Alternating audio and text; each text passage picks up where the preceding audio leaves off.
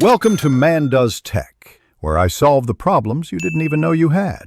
In this video, I will explain how to play Subway Surfers on your computer. The primary method involves using an Android emulator, which is software that mimics an Android device on your PC. This allows you to download and run mobile games just as you would on a phone or tablet. We'll explore popular choices like BlueStacks and Nox Player, guiding you through the simple steps to get started with your favorite endless runner on a bigger screen. Choosing the right emulator is key for a great experience.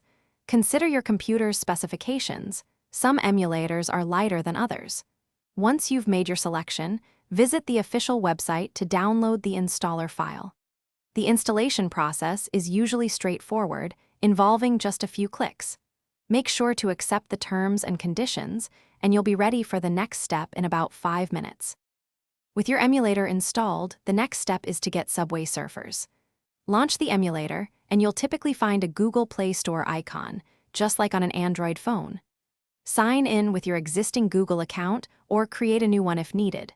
Then, simply search for Subway Surfers, click Install, and once it's downloaded, you can launch the game and start your high-score chase on your desktop. Playing with a keyboard and mouse offers precise control. Most emulators let you map keys to swipes and jumps. For the best performance, dive into the emulator's settings.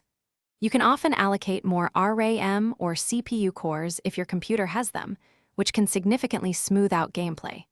Always ensure your PC meets the emulator's minimum system requirements for a seamless and enjoyable Subway Surfers experience. Thanks for watching. If you found this helpful, don't forget to like and subscribe.